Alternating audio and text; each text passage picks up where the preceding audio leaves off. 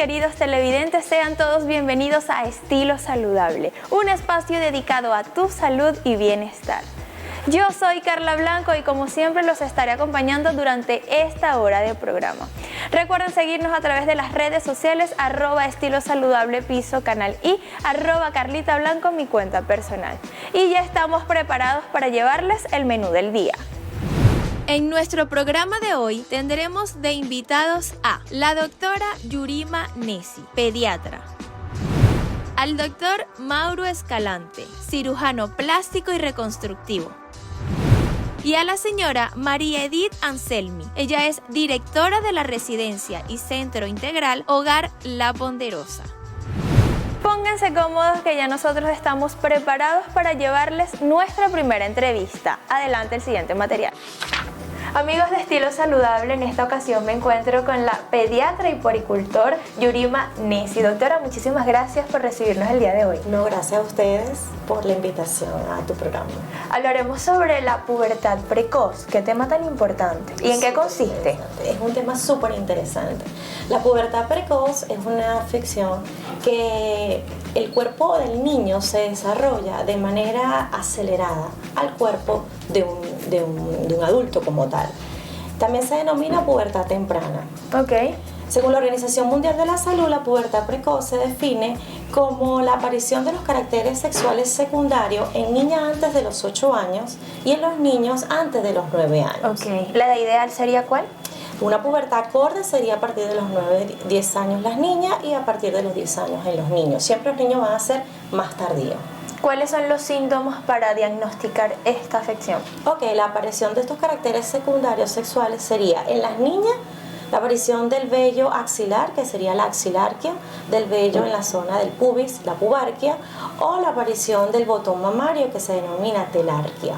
Asimismo, en los niños sería el aumento del tamaño de sus testículos, como están lo que es los genitales, la aparición del acné juvenil y el cambio de voz. En ambas entidades vamos a tener la aparición de estos caracteres de forma avanzada, de forma acelerada y temprana.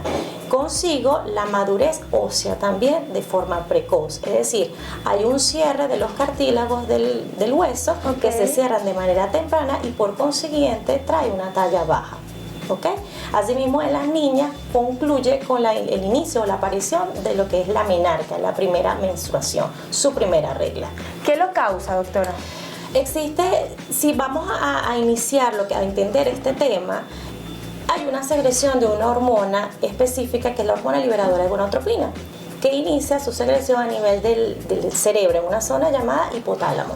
Esta a su vez estimula la secreción en la pituitaria, que es una glándula que también se ubica en esta zona, que va a producir una secreción controlada de manera ideal de lo que son las hormonas sexuales femeninas, el estrógeno, y masculino, la testosterona. Cuando hay un desequilibrio de este eje hormonal, por supuesto va a conllevar la aparición de estos caracteres secundarios, pues entrando en la entidad o la condición como la pubertad precoz. Existe una afección desde el punto de vista central y el otro periférico. La central está asociada directamente a esta secreción o directamente proporcional a la secreción de esta hormona, ya sea por lesiones a nivel del sistema nervioso central, tumores en cerebro, en médula espinal, alguna indicación o una condición congénita, sobre todo la hidrocefalia, que es el acúmulo de este líquido cefalorraquídeo por condiciones congénitas per se, o afectación de la glándula tiroides, como son los casos de hipotiroidismo. Ya las causas periféricas son asociadas ya en los órganos sexuales localizados, desde el punto de vista en niñas, lesiones quísticas o tumorales en ovarios, y el niño a nivel de lo que es la formación de estas células que producen los espermatozoides, que son las células germinativas, o alteración de las células de Leydig, que son las que segregan la testosterona. O sea, ya la afección es a nivel localizado y por supuesto hay un desequilibrio hormonal y conlleva a la aparición de manera precoz de todas estas características. Si la madre tuvo esta afección, ¿puede ser genético y heredarlo a la hija? Bueno, es uno de los patrones que nosotros vamos a ver en el examen físico, en ese primer encuentro, cuando acuden al control de niños sanos, porque si bien es cierto, esta condición hoy en día se ha posicionado en una de las causas frecuentes de morbilidad en la atención primaria de salud. Entonces es importante al momento de realizar el diagnóstico el interrogatorio. Entonces ahí nosotros tomamos como indicadores si hay algún familiar o de manera directa su mamá tiene antecedentes de pubertad precoz, entre otras alteraciones como mencioné, si hay afecciones del sistema nervioso central, si el paciente fue sometido a radioterapia por alguna condición que tenga, o si fue sometido a contactos con ciertas cremas que tienen esteroides, hormonas, estrógenos, y pues condicionan esto. Entonces es importante pues saber que si hay un antecedente materno en este caso, puede tener un riesgo a padecer los niños de esta condición. Wow. Hablaste del interrogatorio. ¿Cómo es tu protocolo para diagnosticarlo? Bueno, el protocolo, como todo mi consulta, independientemente del motivo que sea, yo primero interrogo, o sea, primero está la anamnesia o el interrogatorio, ¿ok? Primero el motivo de consulta, y claro, en este caso, en pubertad precoz, vamos, si hay antecedentes familiares que padezcan esta patología, si hay antecedentes prenatales, ¿ok? Porque sobre todo si hay alguna complicaciones en ese embarazo, que tuvo un retardo de crecimiento intrauterino, o que si el paciente tiene un alto riesgo biológico, cómo fue ese embarazo, cómo fue ese parto, esa etapa neonatal. Y ahí vamos desglosando si el antecedente personal, si el niño tiene algún diagnóstico desde el punto de vista neurológico, una hidrocefalia, que pues una condición no tan extraña, es común, eso es importante, ese indicador. Si hay antecedentes personales de estas terapias que pues utilizan radioterapias por algún tipo de cáncer, leucemia, si el paciente tiene antecedentes de contactos con estos ungüentos que tienen estas cargas hormonales, o algún suplemento dietético, ¿ok? O si tiene algún problema, sobre todo vamos desglosando cómo es la alimentación del niño, porque existen algunos factores de riesgo a considerar y que hoy en día, en la actualidad, se ha visto, como es el sobrepeso, ¿ok? Entonces, uno de los factores de riesgo para desarrollar esta enfermedad también es el género. Las niñas son más comunes, entonces, ok, ya ahí tenemos ese check.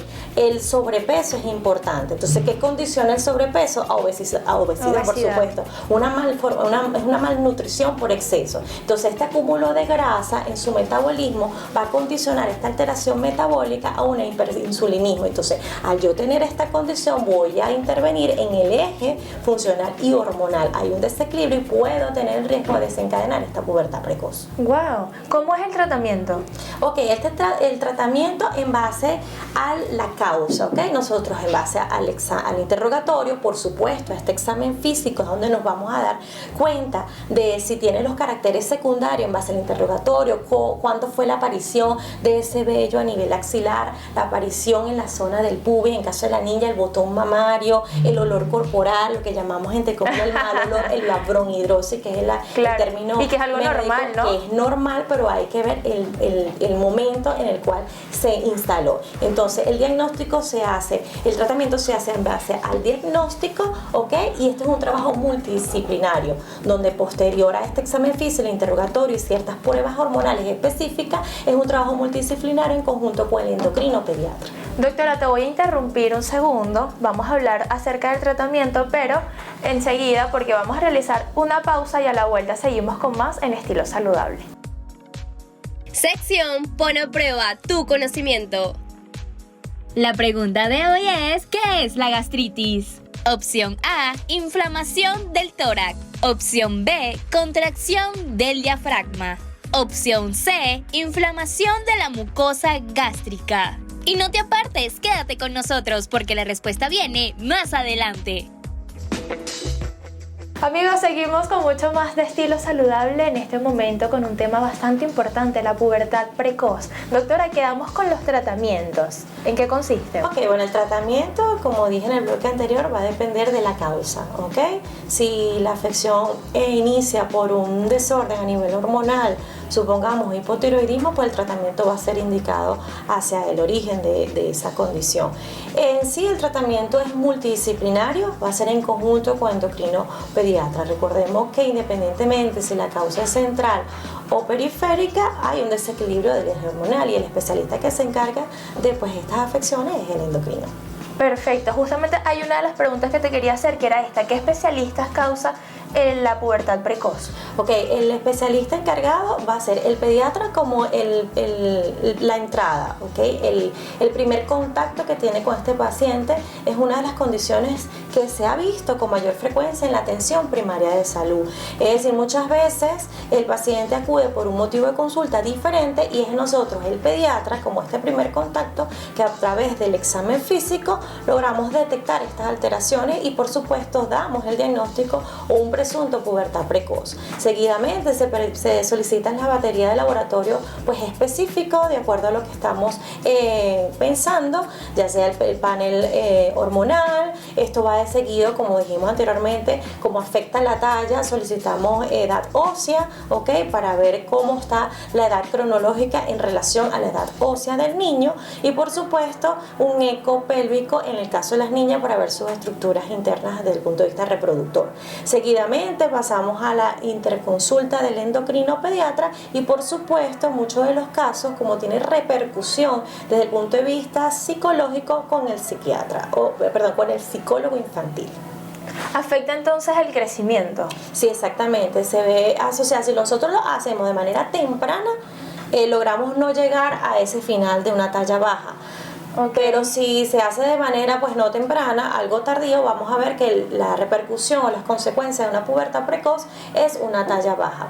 Igualmente tenemos que en muchos de los casos se ve asociado con afecciones desde el punto de vista psicológico, ¿ok? Por ejemplo, estas niñas que se desarrollan o niños que se desarrollan de manera precoz, cuando se comparan con otros compañeros, pues su morfología en cuanto a su cuerpo es diferente. Entonces va a tener un impacto desde el punto de vista psicológico, con afección desde el punto de vista de la autoestima, aislamiento, son más tímidas, más retraídas y por supuesto muchos de los casos, si no se acude a tiempo, pues tienes un alto riesgo al consumo de sustancias ilícitas porque no están orientados al verse ellas así de una manera precoz y acelerada su desarrollo. ¿Qué otras consecuencias emocionales puede causar esto? La depresión, baja autoestima, aislamiento social, por supuesto la poca socialización que tienen ellos y bueno, esas son básicamente las. Los padres, que creo que es una pieza fundamental. ¿Cuál es el papel de los padres cuando se detecta la pubertad precoz? Seguir los lineamientos del médico tratante. En este caso, acudir a lo que solicitamos nosotros como pediatra, la intervención de estos subespecialistas como es el endocrino. Llevar a cabo, porque esto es un trabajo de mano a mano en cuanto al familiar, en este caso su representante como el médico tratante. Entonces nosotros si cumplimos con todos los requerimientos vamos a tener un feliz término. A nivel de salud, ¿qué otras complicaciones puede tener como consecuencia la pubertad precoz? Bueno, en las niñas puede ser no solamente la talla baja, sino que al estar sometidas a estas descargas hormonales, si es el caso, por ejemplo, del estrógeno a temprana edad, se ha visto puede tener un alto riesgo a lo que son CA o cáncer de útero o cáncer mamario. Entonces, por eso es importantísimo acudir al control de niños sanos, porque si la mamá, supongamos el caso de, como lo veníamos mencionando, que tiene el antecedente de mamás que han tenido su desarrollo precoz a los 9-10 años, que es precoz, a 8 años, lo notan normal porque ellas vivieron su resto de su vida de niña al desarrollo, crecimiento y desarrollo de adulta normal, entonces ya va a considerar que es normal que la niña se desarrolle, pero ya después de lo planteado vemos que tiene otras consecuencias. ¿Se puede prevenir la pubertad precoz? Bueno, como dije anteriormente, hay causas centrales pues que pues netamente forman parte de la genética cromosómica y bueno, nacen con eso, pero sí hay otras que son periféricas, que son condicionadas por algún desequilibrio de unas hormonas, de algunas glándulas, que por ejemplo, como mencioné anteriormente, del sobrepeso, eso es prevenible, ¿ok? No quiere decir que el niño que tenga una condición central va a tener su desarrollo precoz y no hay nada que hacer. No, de allí es que viene. Si haces una prevención antes, acudes a un control de niño sano, nosotros podemos detectar de manera precoz y sabiendo la causa, pues indicar de acuerdo al diagnóstico una intervención temprana y oportuna. Hablamos que afecta a nivel psicológico. Aquellos niños que están sufriendo de pubertad precoz, ¿cómo sería la mano entre el psicólogo y el paciente y durante cuánto tiempo debería verlo? Bueno, va a depender de lo que manifieste el niño, ¿ok? Si nosotros ya tenemos un diagnóstico, una pubertad precoz, estamos encaminados de la mano con su especialista, que es el que nos va a ayudar, que es el endocrino pediatra. Y como esto es una evaluación general, ¿ok? Vemos cómo es el niño en la conducta, vemos rendimiento escolar, cómo socializa en su entorno y si está o no afectado en la parte, digamos, emocional, ¿ok? Dependiendo de eso, por supuesto, de la ayuda del psicólogo, pues va a depender de cuán severo es y va a determinar cuántas sesiones y cuál va a ser su alternativa o la terapéutica que va a utilizar. En esta etapa de la vida de los infantes, ¿qué tan importante es la educación sexual, doctora? Bueno, es la base porque si nosotros vemos que la pubertad precoz, la pubertad va a estar, ¿no? Forma parte de nuestro crecimiento y desarrollo. Va a llegar en algún momento. Claro que sí, entonces el organismo se va preparando una vez que nace, se desarrolla para procrear, ¿cierto? Porque esa es la finalidad, esa es la función del ser humano. Pero si lo hacemos de manera precoz, ¿ok? Va a tener alguna repercusión, sí, desde el punto de vista sexual, entonces es importante saber que si esta reproducción, imagínate, se hace de manera avanzada, la niña se desarrolla, está apta para procrear, pero no en la edad correcta. Entonces es importante intervenir desde el punto de vista de educación sexual para determinar cuáles son las consecuencias y evitar un embarazo precoz y todo lo que conlleva. ¿Cómo podemos controlar si en casa tenemos a dos niños, niña y niño, que son ambos sexos, que sus etapas son totalmente diferentes? ¿Cómo podemos nosotros con la comunicación de los padres y del profesional de la salud, porque para eso ellos tienen un control de niño sano y deben acudir a su especialista desde el primer día que nace. Entonces, a medida que ellos van acudiendo a nuestra consulta, nosotros por supuesto vamos a hacerles referencia de cuál va a ser su crecimiento y desarrollo desde el punto de vista de niña y niño, cuáles son los caracteres que van a ellas manifestar y a la edad que se va a producir de una manera acorde, armónica, ¿ok? Un tema bastante importante, doctor, y bueno, para todas aquellas personas que nos ven que tienen hijos y que están justamente en esta etapa, pues yo supongo que ya agarraron todos los tips. Gracias. Ya se nos acabó el tiempo, tus redes sociales y puntos de contacto. Ok, mis redes sociales son @pediakidccs y mi número de contacto es 0414-477-9434 para algún tipo de información o ayuda a la orden. Muchísimas gracias, doctora, por estar con nosotros hoy en Estilo Saludable. Las redes sociales de nosotros, @estilosaludable_piso canal, y no se despeguen de nuestras pantallas, que a la vuelta tenemos mucho más. Queridos televidentes de Estilo Saludable, en este momento me encuentro muy bien acompañada con el doctor Mauro Escalante. Él es cirujano plástico y reconstructivo. Doctor, muchísimas gracias por recibirnos. Hola Carlita, bueno, siempre esta es tu casa y bueno, saludos a los televidentes y bienvenidos para aclarar cualquier duda. Hablaremos hoy sobre las quemaduras y los trasplantes de piel. ¿En qué consisten las quemaduras? Las quemaduras son un daño que se le hace o una injuria que se le hace a los tejidos y consiste en la aplicación directa sobre la piel de calor, sustancias abrasivas, álcalis, ácidos o fricción, y esto va a producir el daño de los tejidos y va a activar los mecanismos de reparación del cuerpo, y algunas veces son extravasados por la extensión de la quemadura y por ello requieren la atención del médico en estos casos. ¿Cómo se clasifican las quemaduras?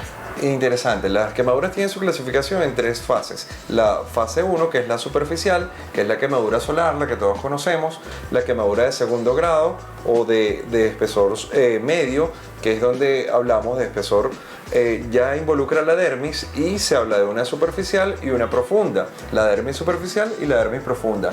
Y la tercera es cuando ya se extravasan todas las capas de la piel y hay una quemadura total de la piel. ¿Cómo es el protocolo de atención a una quemadura dependiendo de qué la ocasionó? Sí, el protocolo puede ser de primeros auxilios. Nosotros recomendamos que se coloque agua, que se coloquen soluciones a temperatura ambiente. El agua es el solvente universal y nos ayuda a disipar el calor, y en este sentido sería beneficioso. Y luego que vaya a la atención médica especializada, en este caso sería un cirujano plástico el que tiene la mayor capacidad de enfocar y de tratar una quemadura y sus consecuencias. Si una quemadura es por fricción y sale esa famosa burbujita que uno le llama, esa llaguita, ¿qué debemos hacer? ¿Debemos explotarla o debemos esperar que ella sane sola? Bien buena tu pregunta, Carla. De verdad es bien frecuente y es una quemadura de segundo grado. Cuando ya vemos que aparece una flictena, ya quiere decir que hay un daño de la capa superficial, que es la epidermis, y ya involucra la segunda capa, que es la dermis, y ya hablamos de una quemadura de segundo grado. En este caso, mira, hay controversia en cuanto a este caso. Si son flictenas muy pequeñas, podemos dejarla. Si son flictenas que involucran grandes áreas, ya tiene que acudir al especialista. El especialista hace el destechamiento o la decapitación de la flictena y la limpieza y la evaluación de la profundidad de la quemadura. Siempre hay que evaluarla por un especialista porque al haber quemadura de la piel hay un punto de necrosis donde debemos hacer rápidamente la corrección de la necrosis para ayudar a los factores de crecimiento a que actúen. Se decapita la flictena y de esta manera se hace la evaluación técnica, médica y se evalúa la profundidad. En caso de que haya una zona de necrosis central, quiere decir que la quemadura tiene mayor profundidad y en este caso el médico interviene quitando el tejido necrótico, porque si no existe la probabilidad o el riesgo de que se profundice la quemadura. Quiero aprovechar este momento porque hay muchas personas que cuando se queman acuden a remedios caseros, ejemplo la papa, ponte cebolla, ponte pasta dental. ¿Estos mitos qué tan ciertos son o para nada hay que colocarlos sobre una quemadura? Son todos falsos, Carla, de verdad. Son totalmente falsos. Yo no los recomiendo. Lo que recomendamos tanto en la sociedad como en la especialidad es que podemos aplicar agua porque ayuda a disipar el calor. En los casos de químicos, quitar la mayor cantidad de químicos que haya sobre la piel para evitar que se siga profundizando las lesiones y acudir al especialista en cirugía plástica. ¿Cómo son los tratamientos más comunes en las quemaduras de primero, segundo y tercer grado? Perfecto. Si los clasificamos en primer grado, el tratamiento simplemente es a base de cremas hidratantes, de compresas frías o compresas con soluciones acuosas, o simplemente el frío local nos va a ayudar.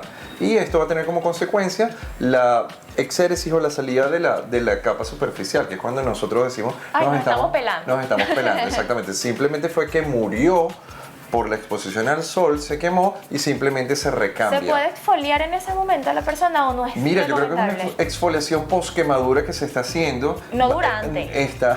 Está haciendo, no es recomendable porque vas a llegar a capas más profundas y vas a causar daño. Recuerda que lo que está causándose en ese momento es una quemadura, ya hay un daño y el daño como consecuencia trae la renovación. Pero la piel tiene su característica que si extravasamos zonas más profundas, tiene la capacidad de sanarse, pero si llegamos a zonas más profundas ya dañamos los mecanismos de reparación. Y en este caso interviene la mano del médico, que es donde va a colocar el trasplante para poder establecer o restablecer los mecanismos de reparación. Exacto, mencionaste la palabra trasplante. ¿Cuándo es necesario un trasplante de piel? Carla, cuando son extravasados todos los niveles de la piel, tanto la epidermis y la dermis en su parte superficial y profunda, ya se extravasó por completo y no hay mecanismos de reparación, ya se agotó todo. Entonces vendría a cicatrizarse a través de una cicatriz, a través de ese solo colágeno, pero va a perder las características que tiene la piel, que es la elasticidad y que es la capacidad también de lubricar y de sudoración que necesita la zona. Entonces por eso el trasplante es el tratamiento ideal en este caso. ¿De dónde provienen el trasplante de piel? Proviene de zonas donantes del cuerpo, hay trasplantes autólogos y hay trasplantes heterólogos. Cuando hablamos de trasplantes heterólogos, involucramos a otros seres vivos. Okay. Pero cuando hablamos de autólogos, son trasplantes que provienen del mismo cuerpo. En este caso, hay bancos de piel, hay otras especies que pudiesen servir de donantes de piel, pero que son apósitos temporales, no son trasplantes definitivos, sino que son temporales, pero como no, van a ayudar a restablecer los mecanismos de cicatrización del cuerpo y evitar la contaminación y la fuga de fluidos, que es lo que existe cuando se pierde la barrera cutánea. Cuando proviene de nuestro propio cuerpo, esta piel, ¿cuáles son las zonas donantes más ideales? Exactamente, lo que me preguntas es bien interesante, sobre todo en mujeres y niños. Nosotros utilizamos utilizamos el cuero cabelludo, es la principal zona donante, es un poco difícil tomar y aparte tenemos que rapar todo el cabello, pero no deja cicatrices. Cuando crece el cabello nuevamente, no se ven las cicatrices. Todos sabemos que cuando hacemos un trasplante de piel va a haber cicatrices y esta es la mejor zona por ende. Hay otras zonas que son la zona inguinal, la zona retroauricular, la nuca, que la podemos utilizar como zonas de trasplante de segundo nivel.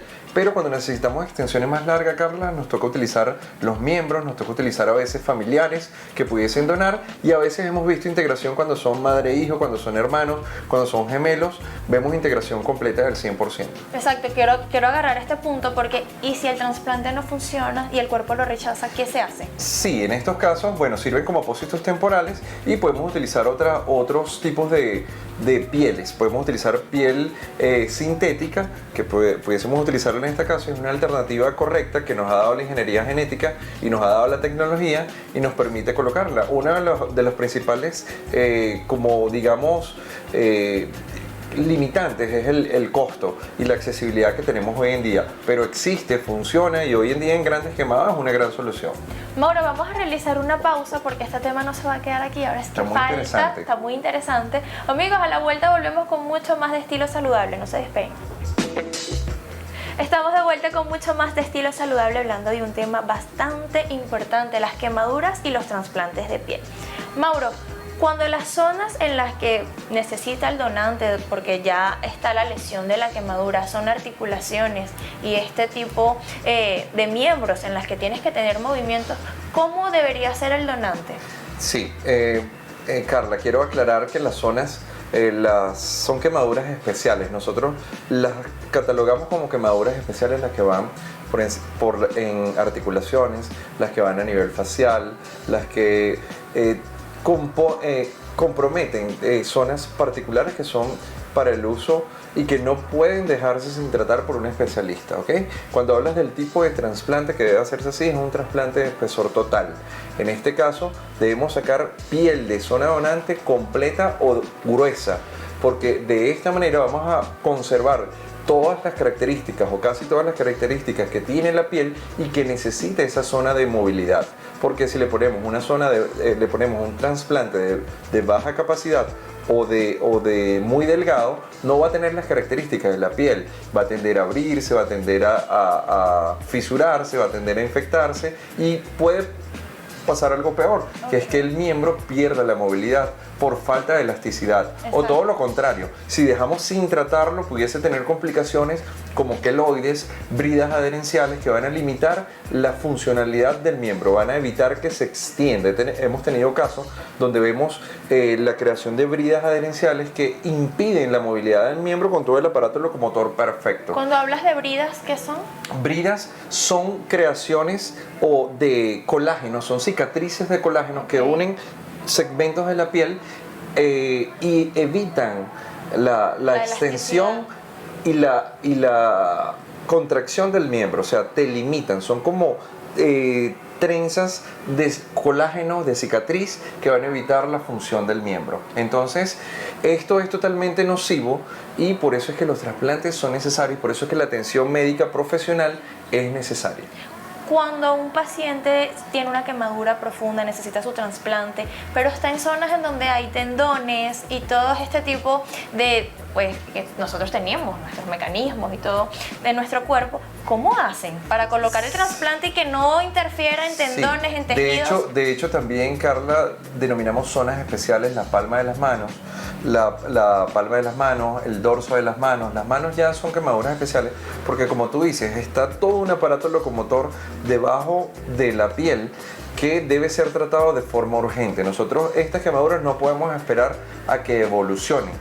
Todo lo contrario, debemos tratarlas de manera agresiva, debemos hacer toda la escarotomía de toda la piel muerta y debemos trasplantarla precozmente con injertos de grueso calibre. Y en cuanto a los nervios, También, o sea, no debemos tener por nada del mundo esperar a que evolucione una quemadura sola o que la tengamos en casa o que se reseque, porque se puede profundizar y al exponderse los tendones y ligamentos es igual a necrosis, o sea, vamos a perder ligamentos y tendones que no son fácilmente reemplazables. ¿Cómo debería ser el cuidado de una persona trasplantada de piel? Es bien particular, Carla. Nosotros hacemos un vendaje particular, lo cuidamos médicamente, lo inmovilizamos en algunos casos durante 5 a 7 días, donde se crea la integración del injerto, en este caso, o del trasplante, y luego vamos a seguirlo vigilando a través de lubricación, de fisioterapia, porque casi todas estas zonas requieren una rehabilitación posterior, porque es mucha la movilidad que se pierde en el proceso de tratamiento. ¿Cuánto tiempo dura más o menos esta recuperación que sea del todo completa? Sí, en los casos, mira, de una quemadura normal de primer grado, en 3 días, de 3 a 5 días se cura. Una quemadura de segundo grado superficial, hasta 14 días. Una quemadura con profundidad de segundo grado, pero espesor profundo, hasta 21 días. Si pasa de 21 días y no se ha sanado, este es el punto crítico donde te está diciendo la quemadura no es de segundo grado, es de tercero. Quiere decir que todas las capas de la piel se quemaron y es necesario el abordaje del médico en este caso y de un trasplante de piel. Una quemadura muy frecuente, Carlita, es cuando las personas, los motorizados y el acompañante, el parrillero, el tubo de escape. El tubo de escape crea una quemadura casi siempre de tercer grado que requiere el abordaje de un médico y no se cura fácilmente, ni se va a curar sola, ni se va a curar en casa. Ni se va a borrar. Ni se va a borrar. Ahí va a quedar siempre el estigma de este daño a la piel. Mauro, cuando hablaste de las zonas donantes me quedó una duda y seguramente las personas que están en casa quizás también concuerdan conmigo. Cuando haces la extracción del cuero cabelludo y luego lo trasplantas, los folículos no vuelven, o sea, como sale el cabello, no sale el cabello, ustedes lo retiran. No, Carlita, en este caso, sí, es cuero cabelludo, tiende a ser, nosotros tenemos varios niveles de extracción de injertos. La extracción de injerto tiene varios niveles. Está el superficial, el mediano y un profundo y uno total. Entonces tenemos toda esta gama para sacarlo y generalmente son los primeros los que sacamos de cuero cabelludo. No lo sacamos en totalidad porque si no vamos a causar una alopecia a nivel que tampoco queremos. Por supuesto. Mauro, ¿cómo podemos prevenir las quemaduras? ¿Qué es lo más importante cuando una persona se quema? Mira, el arma más eficaz contra la quemadura, lo acabas de decir, es la prevención. Yo creo que todos en casa hemos tenido algún incidente de este tipo y yo creo que cuando cocinemos, pongamos siempre los mangos de las ollas hacia atrás, las hornillas hacia atrás, cocinemos con las hornillas de atrás, evitemos la movilidad de líquidos calientes, las escaldaduras, las quemaduras por líquidos calientes, o sea, evitemos calentar el agua para bañarnos. A veces es preferible bañarnos con agua fría que movernos con agua caliente, pues, donde tenemos niños, donde tenemos personas que pudiesen no ser conscientes del daño que puede causar una quemadura. Evitemos el uso de aparatos o de ollas de presión en estado no de perfección, sino que tenga algún tipo de desperfecto en cuanto a la goma, en cuanto a las válvulas.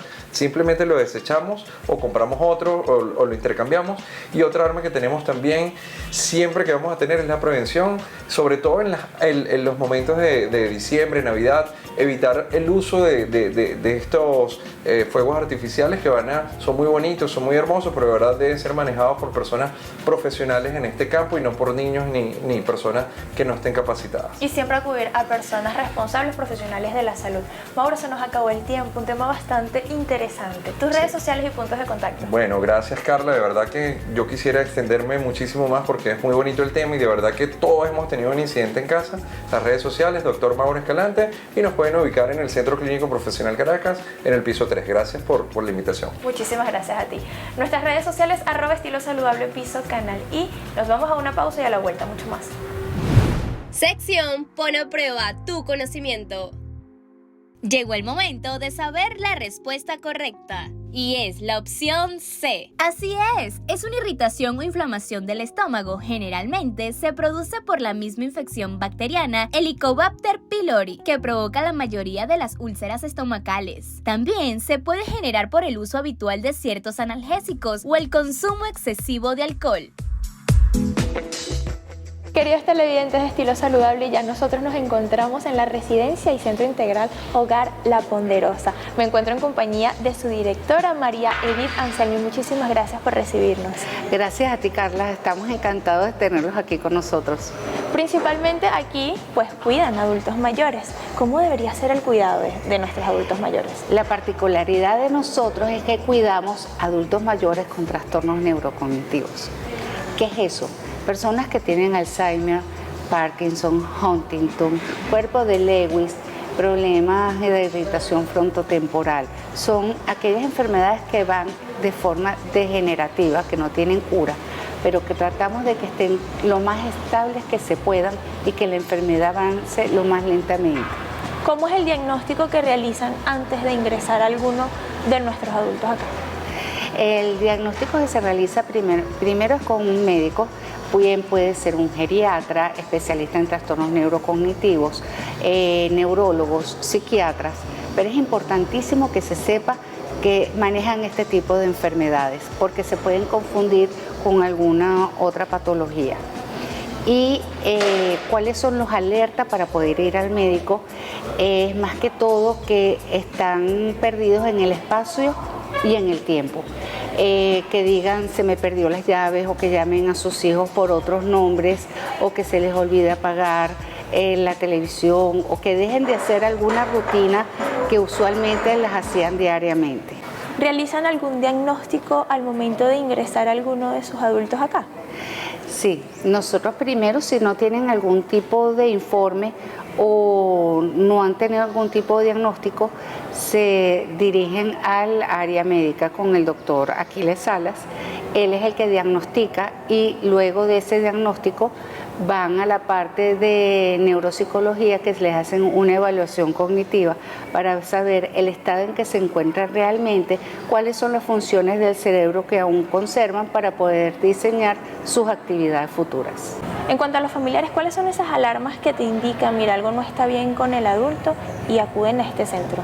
Más que todo cuando ya hay una alteración dentro de su vida diaria y la rutina diaria, como olvidar dónde están las llaves, se olvidan de cómo se llaman sus familiares, se pierden en el tiempo y en el espacio, de repente van a un sitio, no saben dónde están. No hay que alarmarse antes de tiempo. Basta con un diagnóstico porque no necesariamente tiene que ser un trastorno neurocognitivo. ¿Cuáles son los desafíos o los principales desafíos que se presentan ante las personas que cuidan a estos adultos? Hacerlos felices, entenderlos, tener toda la paciencia y ver que son unas personas especiales, adorables y que se puede aprender muchísimo de ellos. Ya que no trabajan con un paciente totalmente sano, que sea adulto y ya, sino que ya tienen este tipo de patologías, ¿ustedes entrenan a sus cuidadores? Sí, el área de psicología entrena lo que es la parte de qué es la enfermedad, cuáles son los síntomas, la evolución de la enfermedad, aquellas herramientas que se tienen que utilizar para poder ser felices. Una de nuestras, de la importancia que nosotros tomamos es capacitarlos, porque muchas veces cuando se sabe el manejo perfecto de ellos, cuando se sabe en qué consiste la enfermedad y todo lo que se pueda presentar, el cuidador es feliz y el adulto mayor es feliz, porque se sabe cómo se tiene que actuar. ¿Cómo garantizan la seguridad de los adultos mayores aquí en este hogar? Capacitando a todas las personas. Aquí se capacitan desde los vigilantes, las personas de la cocina, los de mantenimiento, todos están capacitados para manejar a este tipo de personas. ¿Cada cuánto hacen capacitaciones y meten personal? Diariamente estamos capacitándolos, pero organizamos que si cada mes y medio o cuando consideremos necesario como un refuerzo a nivel grupal, para que sepan qué es lo que está funcionando, por qué no está funcionando y la manera de subsanar. Y lo bueno que este es un lugar pues que tiene animales y eso, la interacción también es buena, ¿no? ¿Qué actividades hacen y realizan aquí los adultos? Ellos se levantan y ya tienen terapias cognitivas, terapias ocupacionales, parte de la recreación, clases de música, tenemos fisioterapia todos los días. Contamos con un equipo multidisciplinario bastante bueno. Ellos están felices, las familias están muy contentas. Y ¿sabes lo más importante? Que los familiares se capaciten para ser unos buenos cuidadores. Porque en el momento en que un familiar se capacita, puede enseñar al cuidador que tiene en casa. Por supuesto. Y puede mandar, decir, no, eso no se hace, sí se hace, porque muchas veces los errores se cometen por la falta de información. Bueno, yo investigué un poco y sé que aquí no le llaman adultos, ni abuelos, ni viejitos, sino que son huéspedes. Sí. Cuéntenos por qué. Son huéspedes porque ellos tienen una vida, ellos tienen que ser respetados, queridos, amados, sentirse útiles, y ellos en verdad no se les puede decir pacientes porque no están enfermos. Ellos son personas que están en un plano paralelo al de nosotros, donde ellos tienen su verdad como nosotros tenemos su verdad. Y en vez de sacarlos dentro de su verdad, nosotros somos los que estamos bien y tenemos que meternos en la verdad de ellos. Ese es el éxito de nosotros. ¿Qué recursos tienen aquí en el Hogar La Ponderosa que marca la diferencia de otros hogares? Ellos son los que mandan aquí. Ellos son los que son escuchados. Este es el paraíso para ellos. A ellos no se les dice no puedes. Esa palabra no existe. Ellos siempre son los que hacen mientras no tengan ningún peligro lo que les provoque. Unos quieren estar en el huerto, otros quieren hacer un tipo de actividad en el jardín, otros quieren meterse en la cocina, otros quieren bailar. Entonces se les incita, se les habla para que hagan las actividades que uno quiere, pero si no lo quieres, hacen lo que ellos quieren. Pues no siempre... sé si eso es como un trabalenguas, pero es así. Pues siempre partiendo del respeto. Siempre del respeto, de la dignidad y la solidaridad que se puede formar entre ellos y nosotros. Y una de las cosas es que nosotros tenemos visitas abiertas. Ok. ¿Por qué? Porque a nosotros nos interesa muchísimo que la familia se involucre, que la familia venga, que ellos sientan que son amados, respetados y que no están abandonados. Un lugar mágico para nuestros adultos mayores. Señora María, nos quedamos ya sin tiempo. Sus redes sociales y puntos de contacto para todas las personas que nos ven. Bueno, nuestras redes sociales es en Instagram Hogar La Ponderosa, y nosotros tenemos una página web que es www.hogarlaponderosa.com. Muchísimas gracias por recibirnos y de verdad la felicito porque el lugar es mágico. Gracias. Y esta es la casa de ustedes y de todos aquellos que quieran tener información o algún tipo de asesoramiento. Muchísimas gracias. Las redes sociales de nosotros, @estilosaludable_canal. Y lamentablemente llegamos al final de nuestro programa. Les recuerdo las redes sociales, @estilosaludable_canal y @Carlita Blanco, mi cuenta personal. Agradecemos al Hotel Montaña Suite por abrirnos sus espacios el día de hoy. Los espero el próximo miércoles a las 9 de la mañana acá en su espacio de salud favorito, Estilo Saludable.